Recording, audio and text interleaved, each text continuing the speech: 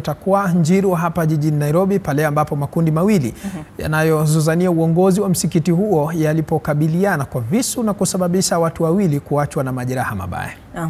Mwanahabari wetu Mike Chalo na uketo wa taarifa hii. Katika msikiti wa Takwa uliopo Njiru hapa jijini Nairobi, makundi mawili yanapigania uongozi wa msikiti huu, pande zote mbili zikitaka kuchukua usukani na kuendesha shughuli zake.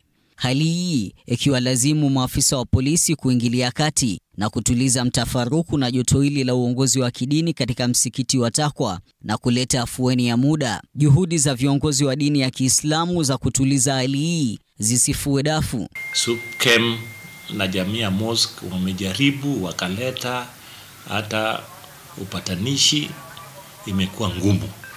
Aidha, hali hii ilikuwa mbaya zaidi maafisa wa polisi walipoondoka. Imamu mmoja aliyekuja katika msikiti huu na agizo la mahakama kumtaka kuchukua usimamizi wa msikiti huu alipozuiliwa akiwa na wenzake watatu na kuwakabili waliokuwa wakimzuia kuingia katika msikiti huo kwa visu, huku akiwaacha na majeraha mabaya, majeruhi wakilazimika kufikishwa katika hospitali ya Mama Lucy kwa matibabu.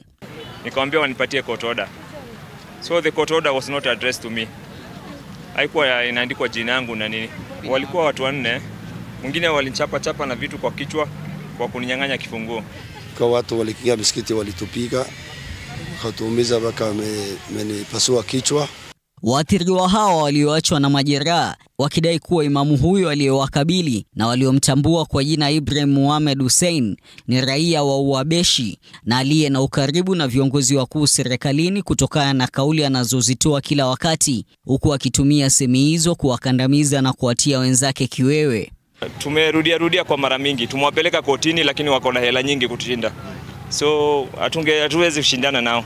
Sisi tuko wengi hapo, jamii wengi, lakini tunanyanyaswa na jamii moja sababu wanajipiga kifua, wako na duale. Utakufa hata wile karibu akufe. Kwa mujibu wa taarifa za wakazi, ardhi hiyo iliyojengewa msikiti huu ilitolewa na muhisani, huku wanajamii kwa pamoja wakishirikiana kugharamia ujenzi wake. Na jina hiyo kwa hiyo msikiti ni ya mama moja mkazi wa Njiru anaitwa Abdia Kasim. Alipatiana hiyo ardhi yake, lakini Waislamu ndio walichanga wakajenga hiyo msikiti. Kwa sasa mshukiwa amekamatwa na maafisa wa polisi, huku msikiti huo ukifungwa kwa muda ili kutafuta mwafaka. Mike Chalo, TV47.